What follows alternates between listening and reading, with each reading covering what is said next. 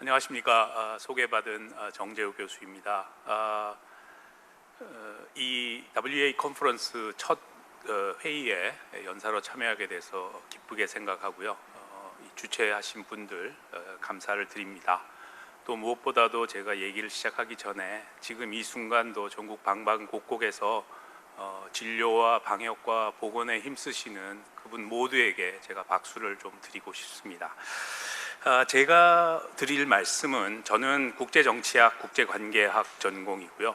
저는 의학적인 지식은 잘 모릅니다. 앞서의 박 교수님께서 아마 독립변수로서 팬데믹을 얘기하셨다면, 저는 종속변수로서 이 팬데믹이 국제 질서와 동아시아에 미치게 될 영향에 대해서 말씀을 좀 드리도록 하겠습니다.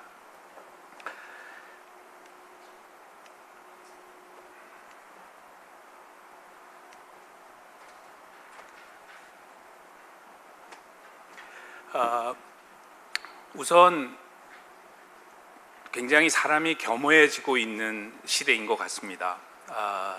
어느 하나도 명확하게 확신과 확실성에 대해서 얘기하기 어려운 시대이고, 따라서 제가 오늘 드리는 말씀조차도 제가 개인적으로 생각하는 굉장히 추측과 예측에 가까운 부분이라고 말씀을 드릴 수 있겠습니다. 요즘 아는 사람들이나 친구들을 만나면 항상 처음에 하는 얘기가 한 번도 겪어보지 못한 세상을 살고 있다라는 부분일 것 같습니다. 아마 그런 충격이 큰 만큼 앞으로 다가오게 될 세상이 어떠한 불확실성과 어떠한 그 어려움들을 가지고 있을지에 대해서 저희가 오늘 좀 고민하는 시간이 아닐까, 이런 생각을 합니다. 제가 보기에 지금 이 시점에서 다가오는 4가지의 위기가 있는데, 거기에 이제 팬데믹과 팬데믹으로 인한 경제 위기가 더해진 것이라고 생각이 됩니다.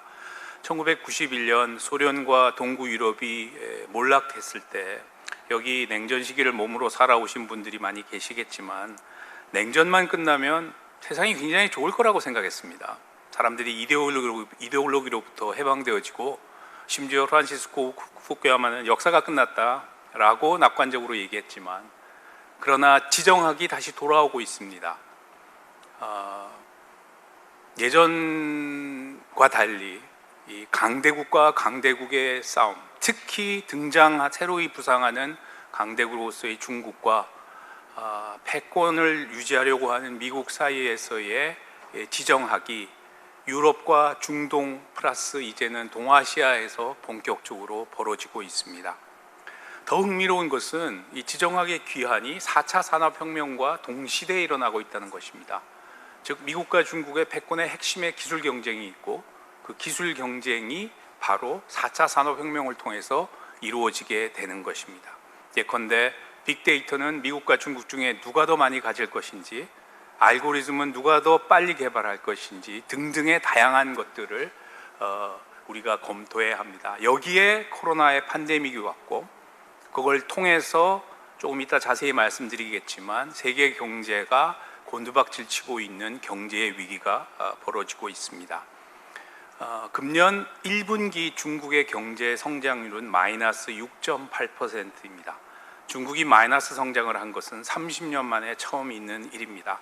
아마 그 여파로 세계 경제가 굉장히 큰 고통을 겪게 될 것이고, 또 미국이 현재 겪고 있는 경제적 어려움은 더 말할 나위가 없다고 생각이 됩니다. 국제질서 변환의 촉매에 대해서 몇 가지 말씀을 드리겠습니다. 이미 많은 분들이 얘기하고 계신 것입니다. 탈세계화가 가속될 것이다.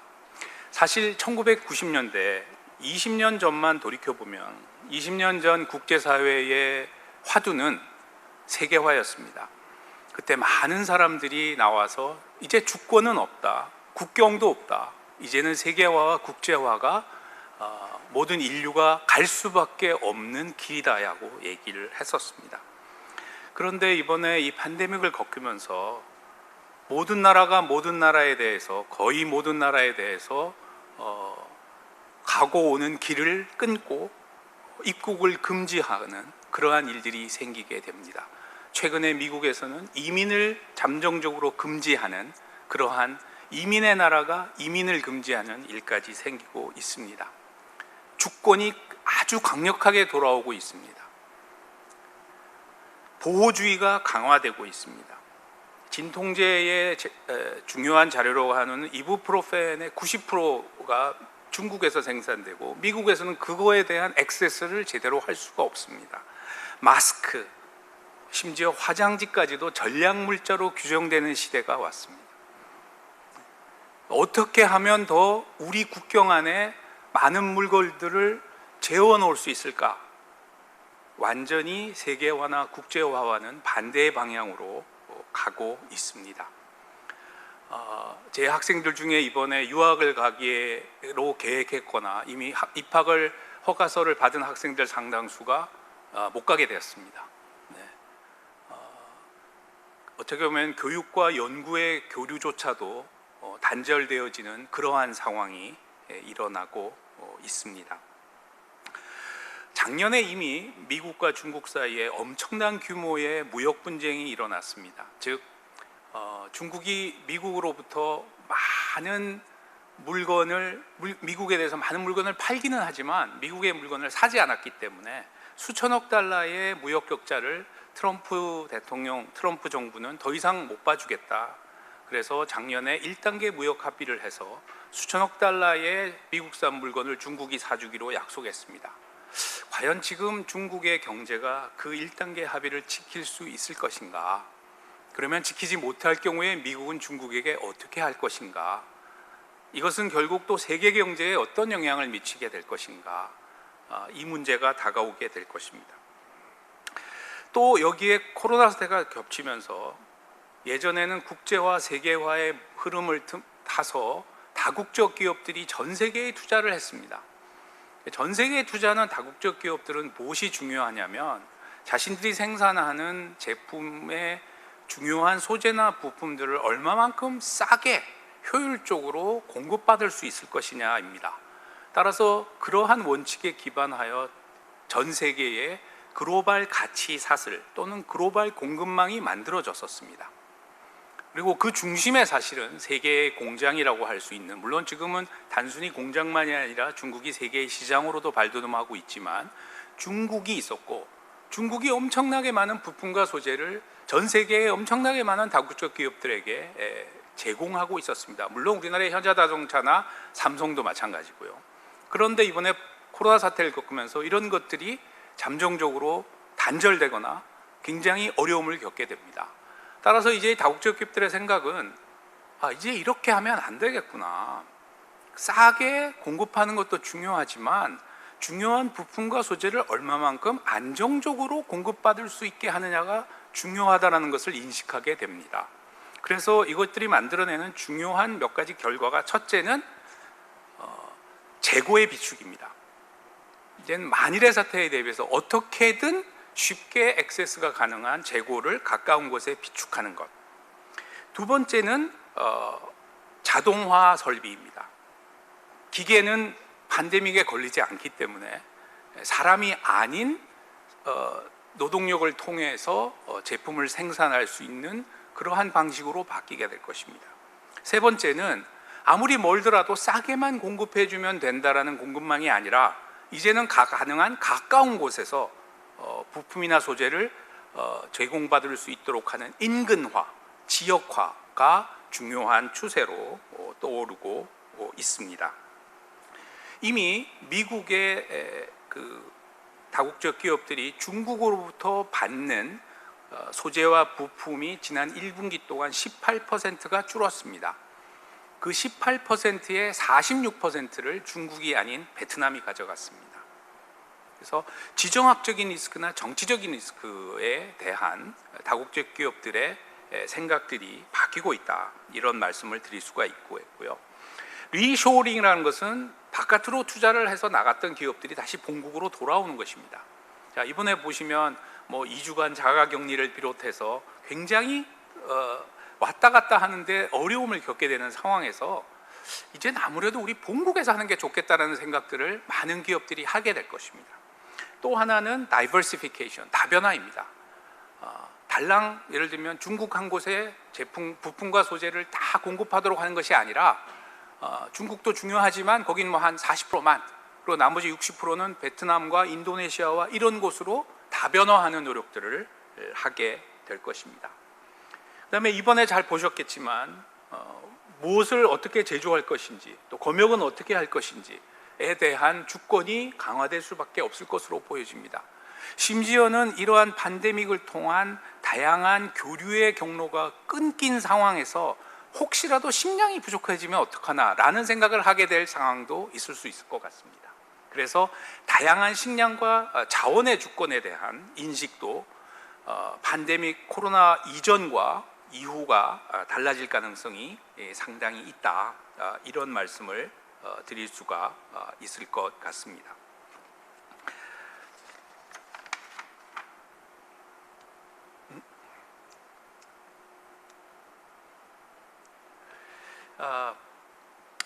흥미로운 것은 이번에 이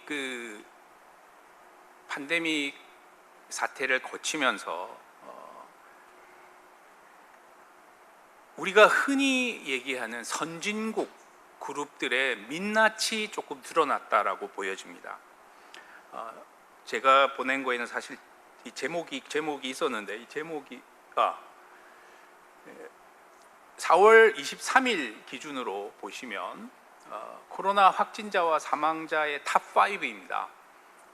5위만 다를 뿐 1등부터 4등까지는 거의 같습니다. 미국, 스페인, 이태리, 독일, 프랑스, 그다음에 영국은 이 치사율이 13.8%에 달합니다.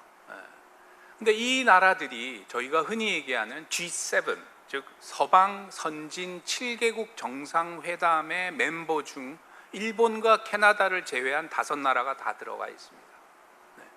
그래서 서방 선진국들이 이토록 보건 위기에 제대로 대처하는 능력을 갖추지 못하고 자신들이 보호해야 될 국민들이 이렇게 죽어나간다는 것은 참으로 안타까운 일이라고 생각이 됩니다. 그래서 과연 강한 군대, 부유한 경제만이 선진국의 기준인지에 대한 새로운 인식이 사실은 조금씩 생겨나게 될 것으로 생각이 됩니다. 조금 더 강론을 보도록 하겠습니다.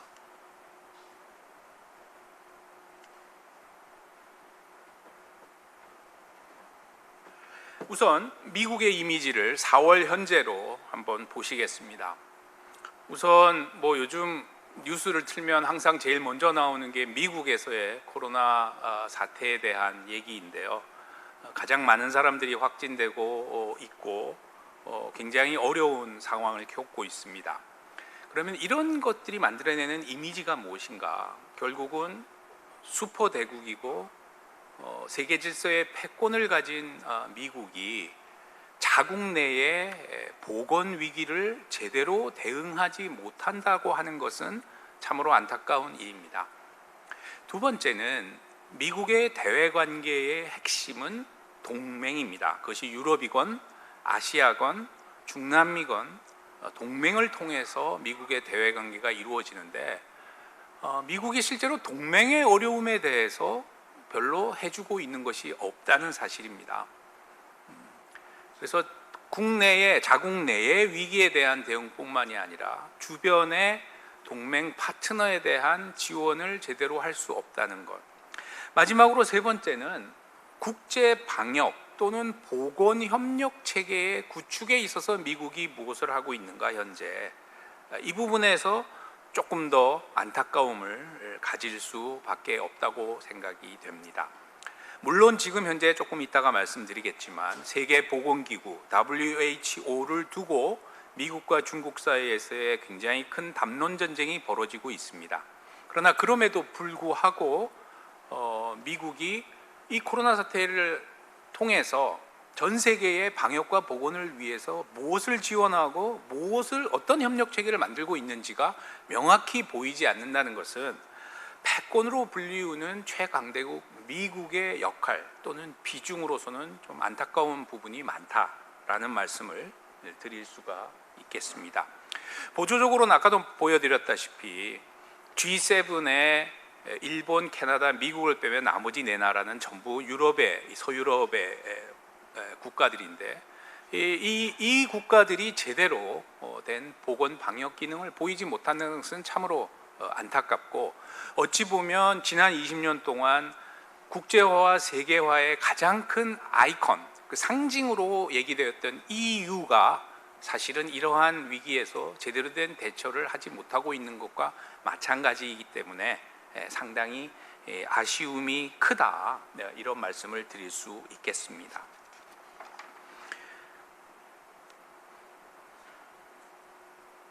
자, 그렇다면 4월 현재 중국은 어떠한가?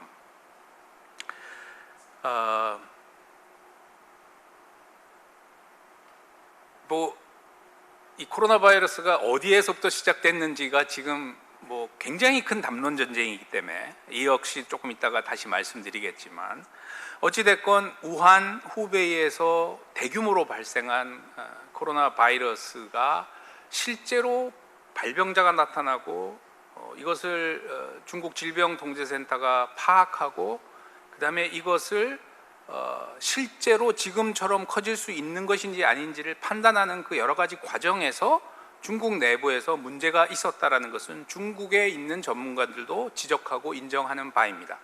예를 들면 북경대학의 자칭구호 교수는 두 가지 문제가 있었다.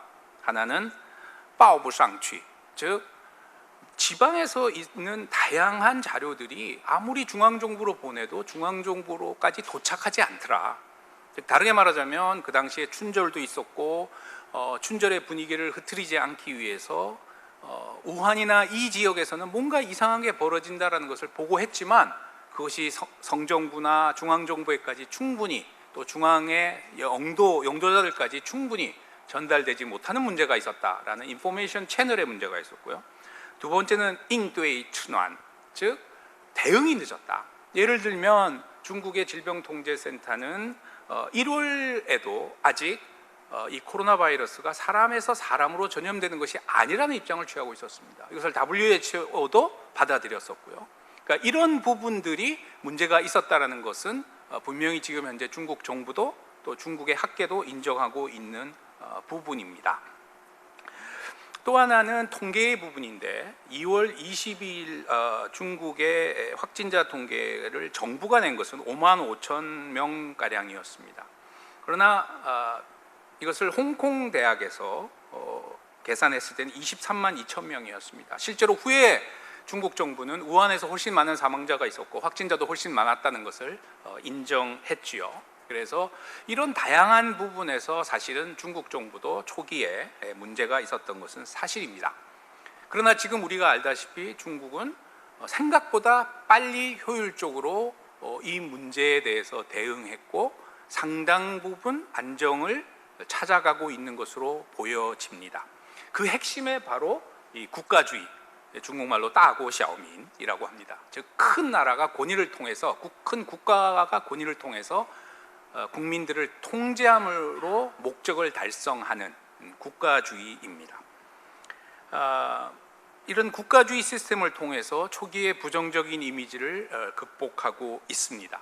더 나아가서 아까 패권국으로서 미국이 하지 못했던 동맹에 대한 지원이나 또는 국제적인 방역 보건 협력 체제에 대한 지원을 중국은 하고 있습니다. 중국은 이미 새로운 담론을 제시했습니다. 건강 실크로드라고 하는 것이고 상당히 많은 나라, 특히 그 이전의 실크로드 프로젝트에 서유럽 국가 중에 유일하게 지지 의사를 밝혔던 이태리가 아주 우연하게도 지금 큰 어려움을 겪고 있는 상황에서 중국이 적극적으로 이태리를 지원하고 있습니다. 미국은 굉장히 많은 비판적이고 부정적인 의견을 내고 있지만 WHO와 중국 사이에 상당히 그 많은 담론의 공조와 협력이 있는 것으로 국제사회는 보고 있고, 이것이 앞으로 어떻게 미중 사이의 갈등과 연계되어서 나타날지에 대해서는 저희가 조금 두고 봐야 될 문제일 것 같습니다. 마지막 부분이 굉장히 중요한데요. 이것은 저는 사실은 의학이나 보건학을 하지 못하기 때문에 구체적으로 이 근원을 밝히는 것이 어떤 과학적 절차를 거쳐야 하는지 잘 모르겠습니다만, 중국 정부의 지금 현재 공식적 입장은 발병이 중국에서 먼저 일어나는 것은 맞으나 이 바이러스 자체의 오리진이 중국인지는 모르겠다. 이것은 과학적 질문이고 이 과학적 연구를 통해서 밝혀져야 될 과제이기 때문에 아직까지는 확정할 수 없다는 게 중국 정부의 입장입니다. 최근에 영국의 가디언즈 기사를 보면 중국 내부에서 코로나의 그 오리진을 밝히는, 바이러스의 오리진을 밝히는 논문의 경우 그 출간 전에 중국 정부의 과기부의 허가를 사전에 득하도록 되어 있습니다. 결국 이것 역시 국가주의 시스템으로 움직이는 것인데요. 앞으로 이 담론이, 미국은 당연히, 미국만이 아니라 국제사회는 코로나가 시작된 것은 중국이 맞다, 그 발병이다 아니다를 구별하는 것이 큰 중요한 이슈가 아니라고 주장하지만, 중국은 반대 입장을 갖고 있는데 이 나레이티브가 결국 누구의 손을 들어주게 될지 앞으로 두고 봐야 될 문제입니다. 왜냐하면 결국 승자가 역사를 새로 쓰게 될 것이기 때문입니다.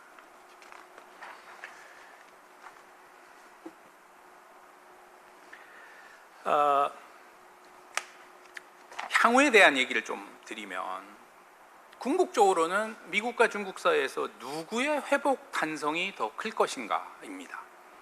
중국은 훨씬 빨리 어려움을 겪었고 지금 이제 회복의 과정에 먼저 진입했고요. 미국은 아직까지도 어려움을 겪고 있습니다. 과연 아까 앞서 박 교수님께서 보여주셨다시피 이렇게 라인이 내려간다면 미국도 결국은 이제 안정세가 되는 과정에 진입하게 될 텐데, 그 이후에 누가 더 빠른 회복을 보이게 될 것인가.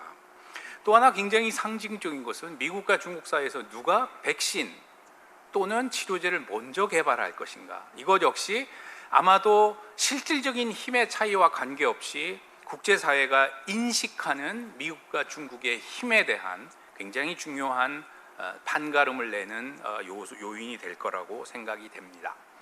아까 잠깐 말씀드렸던 WHO에 대한 미중 간의 갈등 부분, 많은 얘기가 있습니다만 실제로 자료들을 들여다보면 WHO의 총장이나 차장이 하는 언급이 기본적으로 약간은 중국의 편을 드는 듯한, 또는 중국적 라인을 따라가는 듯한 모습을 보이는 것은 사실입니다.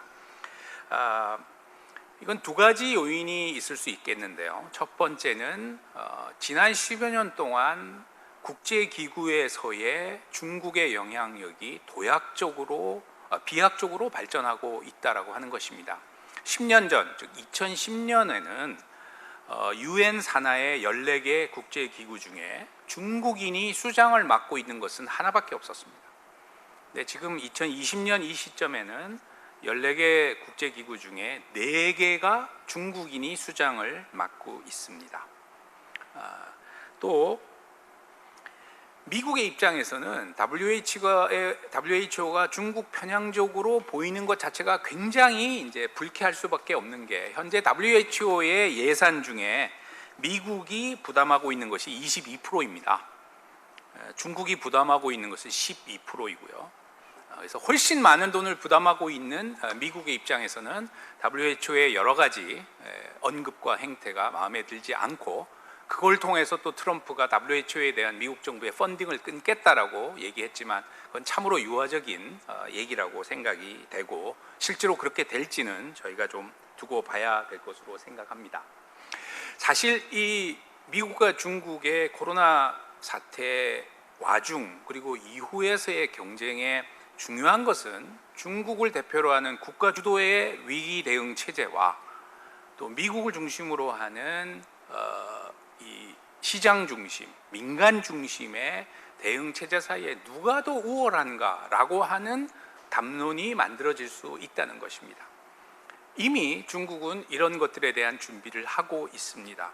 그래서 중국의 모델이 얼마나 뛰어난지에 대한 얘기를 하고 있습니다. 사실 동아시아에서 중국 모델이 뛰어난지 한국 모델이 뛰어난지 혹은 많은 분들이 잘 모르시지만 우리보다 훨씬 작은 확진자와 훨씬 작은 사망자를 낸 대만 모델도 존재하고요.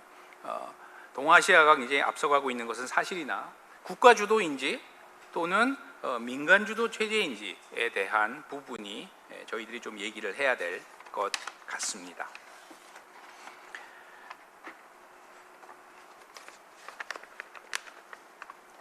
이제 동아시아로 조금 주제를 옮겨 보도록 하겠습니다. 저는 단기적으로는 지정학적 리스크가 조금은 완화될 수 있다고 생각합니다. 왜냐하면 모든 나라가 지금 introverted, 즉 내부적인 문제에 많은 관심을 가질 수밖에 없는 때이기 때문에 대외적인 부분에서 지정학적 리스크가 예를 들면 작년에 비해서 조금은 작아질 수 있다고 생각합니다. 그러나 전반적인 미중 간의 패권 경쟁의 추세가 바뀌지 않고 있고, 특히 아까 모두에 말씀드렸던 대로 미중 간의 무역 1단계 합의가 제대로 이루어지지 않을 경우 미국이 어떻게 할 것이며 중국은 어떻게 대응하냐에 따라서 2020년에 많은 모습들이 바뀌게 될 것입니다. 국제사회는, 한국을 포함한 국제사회는 당연히 미국과 중국이 한 배를 타서 이 어려운 코로나라는 강물을 건너가기를 원하고 있습니다.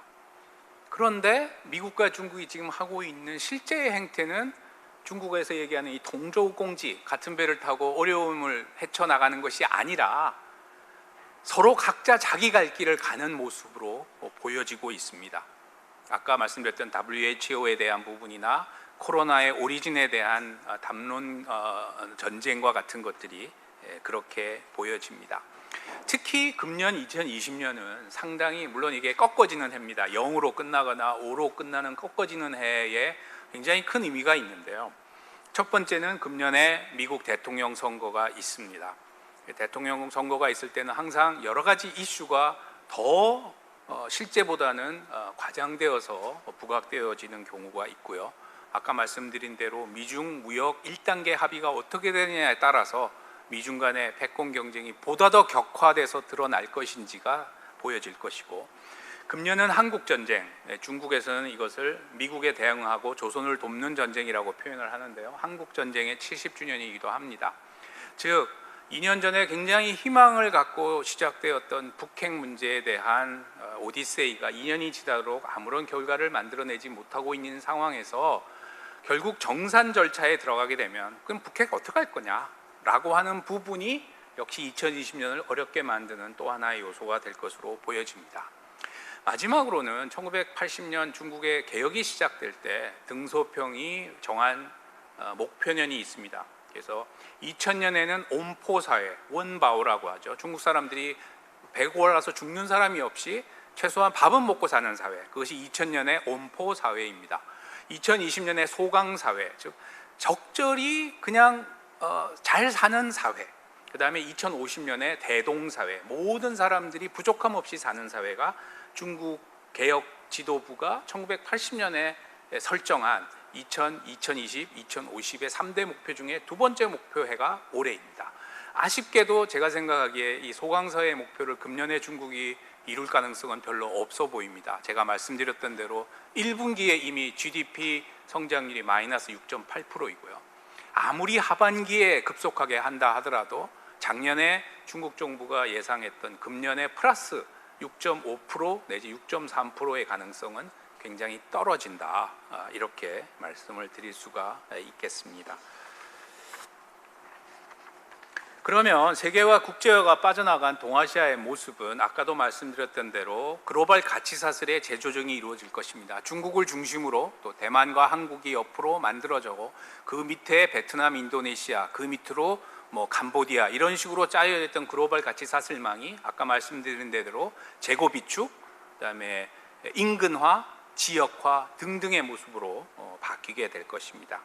뿐만이 아니라 이제 점점 더 각국이 주권의 기환, 보호주의의 강화를 통해서 각자 도생의 추세가 더 강화될 것으로 보여집니다. 주권도 강화되고 민족주의도 당연히 강화되고 국가주의가 발흥하는 그런 모습을 보이게 됩니다. 그러면 과연 이런 모습 속에서 동맹이나 이런 것들은 어떻게 바뀔 것인가? 강한 나라들은 강한 나라들끼리 서로 경쟁하겠지만 이 사이에 낀 작은 나라들은 어떻게 할 것인가, 이런 문제들이 남아 있습니다. 또 하나는 중국은 국가주의를 통해서 코로나를 비교적 초기에 효율적으로 관리했지만 과연 우한이라는 1000만에 가까운 도시, 후베이라고 하는 6, 7천만의 성을 일거에 록다운 시키는 방식이 과연 민주주의 체제에서 쉽게 수용할 수 있는 방식인가?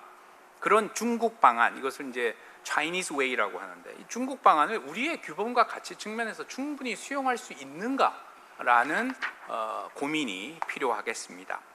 마지막으로, 그러면 미중 갈등이 계속될 텐데 그러면 어떤 문제가 생기는가?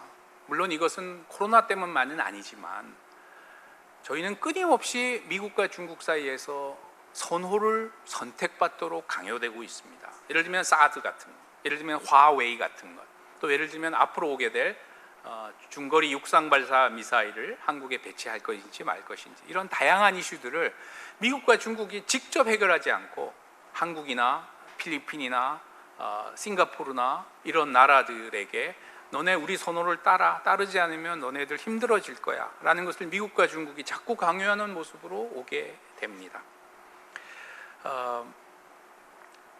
다양한 서베이를 보면 21세기에 한국에 있어 가장 중요한 나라가 어디냐 하면 중국으로 나옵니다. 그런데 한국 사람들이 가장 호감을 느끼는 나라가 어디냐 그러면 중국이 아닙니다. 이 괴리가 앞으로 어떻게 해결될 수 있을 것인지의 숙제는 결국 중국을 인식하는 한국과 한국에게 뭔가를 보여줘야 하는 중국에게 있다라고 생각이 됩니다.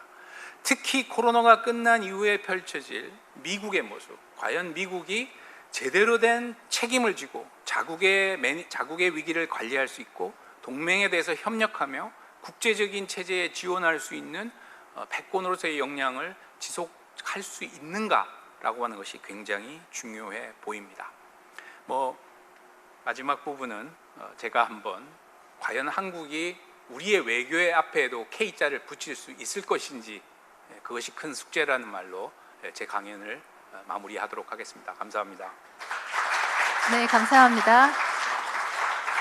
자, 이번 질문은 아까 세 분이었는데 한 분이 해결되셨는지 지우셨어요. 패드를 직접 교수님께 넘겨서 질문을 보시고 답을 하시겠습니다.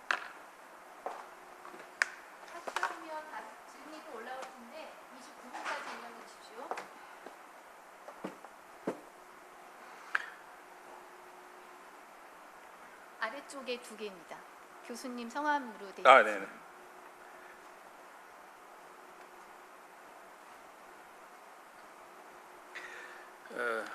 익명으로 다 익명이군요. 언급해 주신 것처럼 미국은 코로나 사태에서 동맹국에 대한 지원이 매우 부족합니다. 반면 중국은 실크로드를 통해 협력과 지원을 구축해 가고 있죠. 이를 통해 패권이 중국으로 이동할 수 있을지 아니면 미국의 위축으로 이어질지 교수님의 의견이 궁금합니다. 패권은 이렇게 하나의 사건으로 옮겨갈 수는 없는 굉장히 큰 이슈입니다. 제가 하나 예를 들어드리면 가장 역사적으로 가까운 시기에 패권의 이동은 영국으로부터 미국으로의 패권 이동이었습니다. 그런데 영국의 GDP를 총액이죠. GDP 총액을 미국이 넘어선 것이 1872년이었습니다. 그 당시에 굉장히 신문에 많이 보도가 되었고 영국 사람들도 알고 있었죠. 그런데 실제로 영국으로부터 미국으로 패권이 넘어간 것은 1944년 브레튼 우드 체제가 만들어졌을 때입니다. 즉 GDP가 추월되고 72년이라는 시간이 걸린 후에 영국의 패권이 미국으로 넘어갔습니다. 지금 중국의 GDP는 미국의 70% 정도 수준입니다. 네. 따라서 단순히 이런 코로나 사태 하나로 패권이 넘어간다는 것은 아직은 상상하기 어려운 부분이고요. 물론 그렇다고 해서 꼭 72년이 걸려야 된다는 보장은 없습니다. 세상 자체가 바뀌었고 디지털라이즈 돼 있고 굉장히 빠르게 움직이니까, 그럼에도 불구하고 아직 경제 총량조차도 중국은 미국을 추월하지 못한 상태입니다. 아마 그 후에 우리가 패권의 이전에 대한 얘기를 조금 더 구체적으로 할 필요가 있을 것 같고요.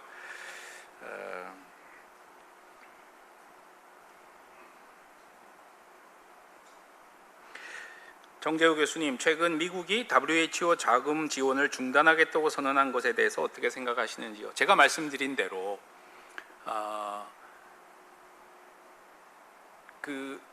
미국이 하고 있는 외교는 어떻게 보면 지난 10여 년 동안 훨씬 전에 이루어졌어야 했을 그 미국의 능력의 회복이라는 작업의 연장선상에 있다고 생각합니다. 다만 오바마 정부에서는 위기의 대응을 무력을 사용을 안 하려는 방식으로 가능하면 하려고 했었고요.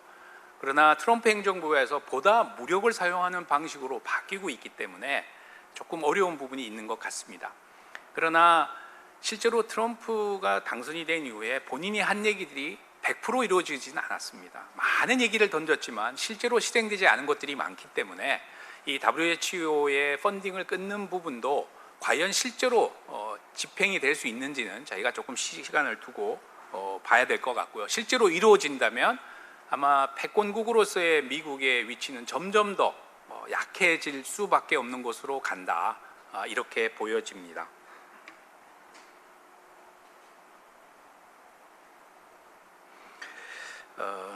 마지막으로 하나 하면 될까요? 3자 강요 발생 시 지금까지 우리의 대응은 바람직했다고 보시나요? 사실 2011년부터 한국에게 8가지, 9가지의 제3자 강요가 닥쳐왔습니다. 거의 매년 한 건씩이죠. 2011년, 12년에는 미국 주도의 TPP에 들어갈 것인지 중국 주도의 RCEP, 즉 지역 통상 체제에 들어갈 것인지에 대한 어려움이 있었고요. 그 다음에 중국이 만든 아시아 인프라 투자 개발은행 AIIB에 한국이 들어갈 거냐 말 거냐 하고 하는 미국은 들어가지 말라고 그랬고 중국은 초기 상임이사국으로 들어와 달라고 하는 그런 어려움이 있었고요. 그 다음에 남중국해 문제에서 우리는 어느 입장에 설 것인지, 우리가 항행의 자유의 입장에 설 것인지, 아니면 그냥 아무 소리 안 하고 있을 것인지, 그런 그 선택에 섰고요. 사드 문제는 이미 말씀을 드렸습니다. 화웨이 문제도 있고요. 그 다음에 아마 기억하시겠지만 2015년에 우리나라 대통령이 천안문 망루에 서서 중국 열병식을 참관하는, 거기에 갈 것인지 말 것인지의 선택도 있었고요. 아마 다양한 이런 선택들이 있었는데 제가 생각하기에 우리의 외교는 이게 이제 벌써 새 정부를 거친 상황에서 일반적으로 제가 느끼는 문제는 2가지가 있는 것 같습니다. 하나는 우린 좀 조급하다. 또 하나는 우린 좀 너무 조용하다. 우리가 조용히 있는다고 해서 또는 백채널을 통해서 이해를 받는다고 해서 외교는 진행되고 있지 않습니다. 외교는 기록과 전례가 중요합니다. 기록과 전례를 먹고는 사는 생물이 외교이기 때문에 가만히 있는다고 주변 국가가 절대 우리를 존중하지 않습니다. 우리도 필요하면 목소리를 높이는 것이 반드시 필요하다고 생각합니다. 장시간 감사합니다. 네, 교수님 감사합니다.